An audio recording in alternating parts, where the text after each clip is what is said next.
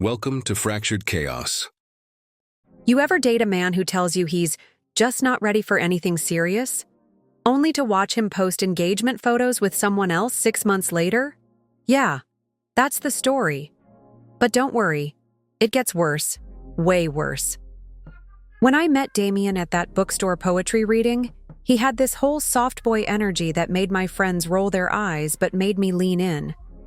Quiet voice that demanded you get closer to hear him, always carrying some dog-eared copy of The Body Keeps the Score or Attached, could talk for hours about emotional intelligence and masculine vulnerability, but would physically flinch if I asked where this was going.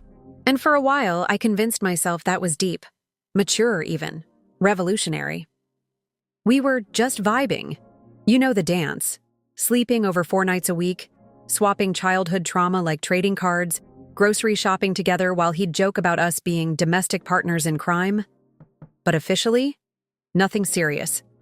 Nothing that required commitment or labels or, God forbid, introducing me to his friends as anything more than Luna, my friend. He'd always say it with this pained expression, like the words were being extracted from him. Luna, I'm not in the place to be someone's forever. I'm still healing from Sarah. Sarah. His ex from 2 years ago who apparently left him so broken he needed a sabbatical from love itself. Healing, huh? Funny how his healing required so much of me.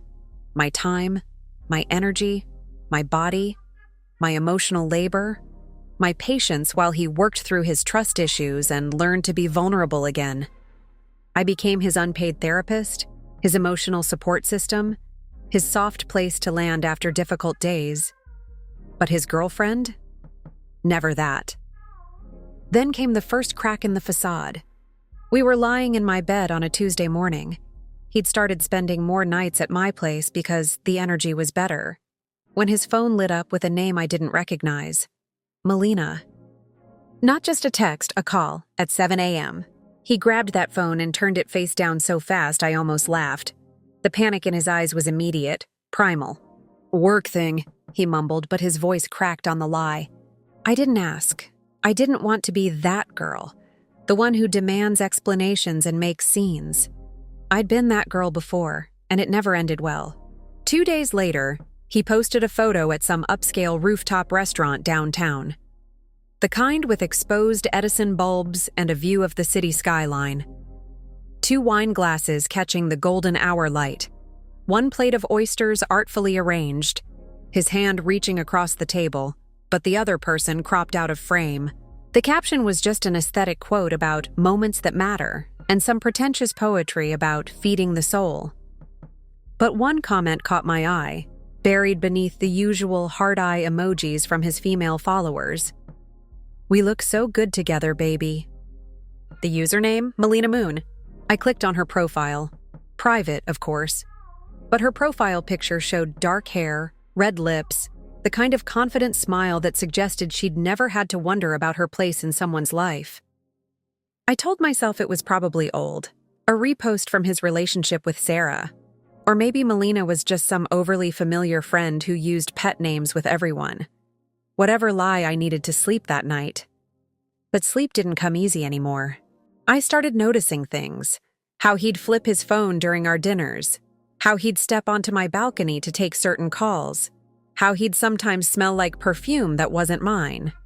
Something floral and expensive that lingered on his sweaters. When I finally worked up the courage to ask about it, he deflected with that wounded poet routine. You're overthinking, Luna.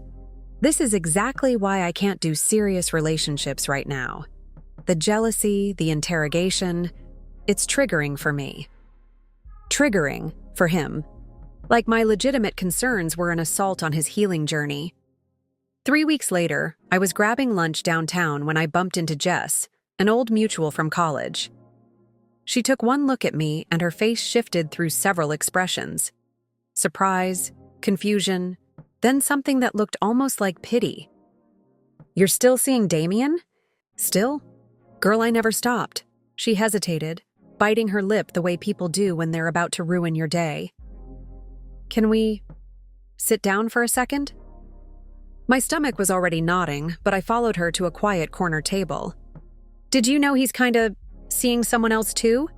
The words hit me like cold water. Not surprise exactly. More like confirmation of something I'd been trying not to know. Her name's Melina, Jess continued, watching my face carefully. They've been on and off for like 3 years? Maybe longer? 3 years. I'd known Damien for 8 months. She thinks they're exclusive, Jess added quietly. Has for a while now. The real kicker? They'd been off when he met me, but on again for the past 4 months. Right around the time he started staying over more, getting more comfortable, talking about his future like I might be part of it. I wasn't the other woman, we both were. But here's the part that really twisted the knife. Melina wasn't new. She wasn't some rebound or casual fling. She was the main character in his story, and I was just… What? A subplot? A commercial break? I confronted him that night. Calm, clear, sitting cross-legged on my couch while he paced my living room like a caged animal. I know about Melina. He stopped pacing. For a moment, he looked almost relieved. I told you I wasn't ready for anything serious, he said, like those were magic words that absolved him of everything. Like, not ready was a contract I'd signed, giving him the moral green light to treat me like a rest stop on his journey to someone else. But you are ready, I said. You're in a whole relationship with her. That's when he sat down and gave me the performance of his life. He explained with the patience of someone talking to a child that what he and Melina had was complicated.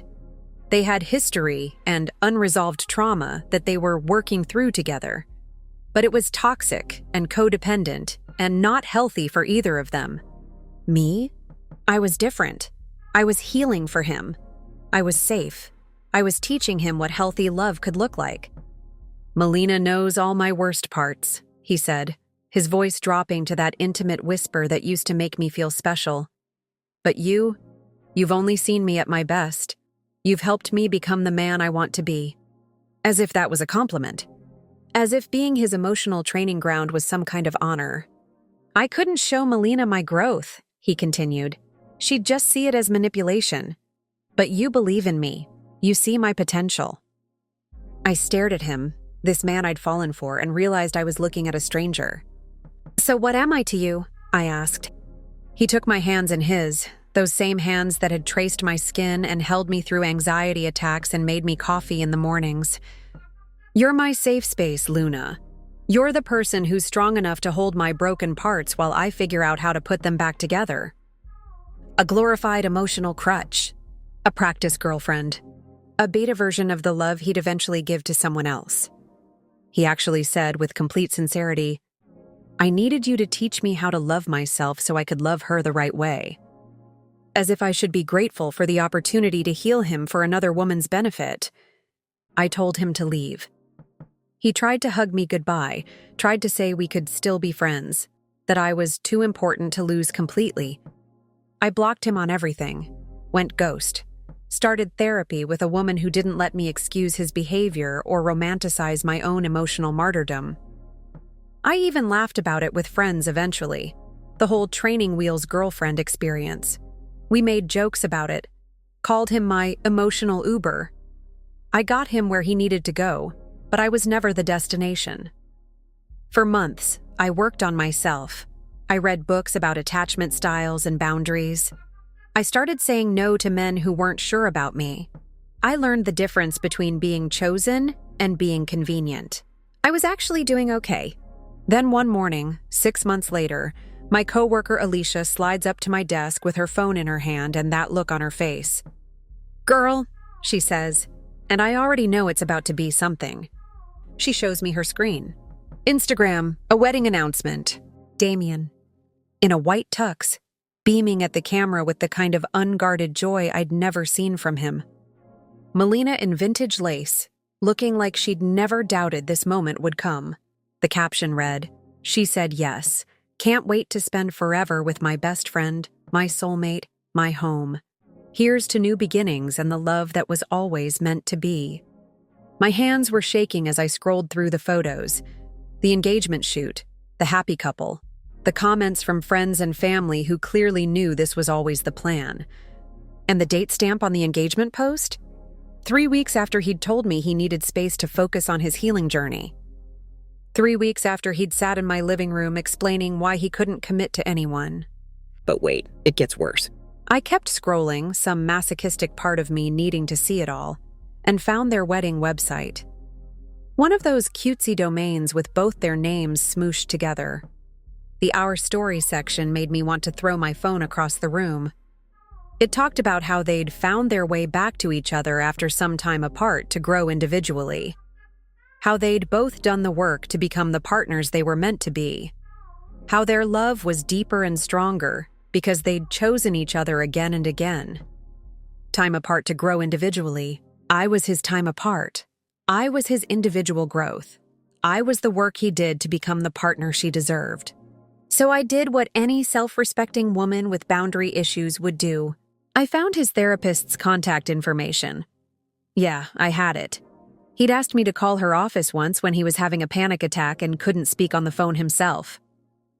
I sent her a very professional email explaining that her client had recently gotten engaged to someone while simultaneously maintaining an intimate relationship with me, and that she might want to explore his capacity for compartmentalization and emotional honesty in their sessions. That part? It was petty. I admit it, but it felt earned. For weeks after, I kept playing our old voice messages, trying to figure out when he knew. When exactly I became the decoy. The understudy. The woman you rehearse with before the real show begins. I analyzed every conversation, every night we spent together, every time he'd said he cared about me, looking for clues about when I'd been demoted from possibility to placeholder. But you know what messed me up the most? The way he thanked me. 2 months after the wedding announcement, I got a message from an account I didn't recognize. A long, rambling paragraph that started with, "I hope you're doing well," and ended with, "I wanted you to know how grateful I am." Grateful. He wrote, "You taught me how to be loved, Luna. You showed me what it felt like to be accepted completely. I couldn't have opened my heart to Melina again without learning to trust love through you. I couldn't have done this without you. Like I should be proud. Like I should frame it and hang it on my wall as evidence of my contribution to someone else's happiness." And here's the kicker. When I checked the account later, curious about who was behind this random handle, I found a single photo. Melina and Damien at their honeymoon in Greece, her engagement ring catching the Mediterranean sun. The account belonged to her. She'd seen the message. She knew about me now, if she hadn't before. And instead of being angry or hurt or confused, she'd just let him send it. Maybe she understood what I was beginning to realize. I wasn't a threat. I wasn't competition. I was just a stepping stone on his path back to her. A footnote in their love story. The woman who held him together while he figured out how to be the man she needed. So no, I wasn't the villain in this story. But I wasn't the heroine either. I was the emotional placeholder in someone else's epic romance. The crash test dummy for a man learning to drive his own heart. The rough draft of a love letter he was writing to someone else. And you know what the most twisted part is? I'm still glad I met him. Not because of some bullshit about everything happening for a reason, or because heartbreak makes you stronger, or any of that spiritual bypassing nonsense. I'm glad because now I know the difference between being someone's healing journey and being their destination. I don't confuse intimacy with investment anymore. I don't trust words that aren't backed by action. I don't stick around when someone tells me they're not ready, because I've learned that not ready usually means not ready for you. And I sure as hell don't accept being someone's emotional training ground while they prepare to love someone else properly. Last week, I was at the farmer's market, picking through peaches and thinking about absolutely nothing important, when I heard someone say my name. I turned around and there was Melina. She looked different than her Instagram photos. Tired, maybe. Or just real in the way people look when they're not performing happiness for social media. We stared at each other for a moment. Two women who'd shared the same man's secrets without knowing it. "You're Luna," she said. Not a question. Yeah? She nodded, like she was confirming something she'd already known. I wanted to thank you, she said, and my stomach dropped, thinking this was going to be another gratitude speech about how I'd helped prepare him for her. But then she said something that knocked the air out of my lungs. You were smart to get out when you did. I blinked. What? She looked around, making sure no one was listening, then stepped closer. He told me about you, she said quietly. Eventually, during one of our let's be completely honest conversations. He said you'd helped him realize what he really wanted. I waited. What he really wanted, she continued, was someone who would never question him. Someone who would always be grateful just to be chosen. Someone who would accept scraps and call it love. My heart was pounding. I used to be that person, she said. Before you. Before our break. I was so afraid of losing him that I'd accept anything. But watching him describe what he'd done to you, how he'd used your feelings to feel better about himself, I realized that's what he'd been doing to me too. She paused, adjusting the strap of her purse. The engagement photos were real, she said, but the marriage lasted 4 months. 4 months. He wanted a wife who would be endlessly grateful that he chose her, who would never ask for more than he was willing to give, who would celebrate his growth without expecting him to actually change. She looked directly at me then, and I saw something I recognized in her eyes, something that looked like hard-won wisdom. You were never his practice girlfriend, Luna. You were his preview of what it felt like to have power over someone who loved him, and I was his attempt to recreate that dynamic with someone who already knew his worst parts. Then she said the thing that's been playing in my head for days. The difference is, you left when you realized what was happening. I married him first. She handed me a peach, the one I'd been holding when she approached me, and smiled sadly. Take care of yourself, she said, and walked away. No explanation of what happened in those 4 months. No details about the divorce. Just that quiet acknowledgement between two women who'd been cast in supporting roles in the same man's story about himself. I stood there in the middle of the farmer's market, holding a peach and thinking about all the ways we audition for love without realizing it. How we try out for parts in other people's lives, hoping to land the lead role, not understanding that some people will never see us as more than background characters. But here's what I know now. I'm done auditioning. I'm done being anyone's rehearsal for their real life. I'm done accepting breadcrumbs from people who are saving the full meal for someone else. I'm the main character in my own story now, and I write every single line,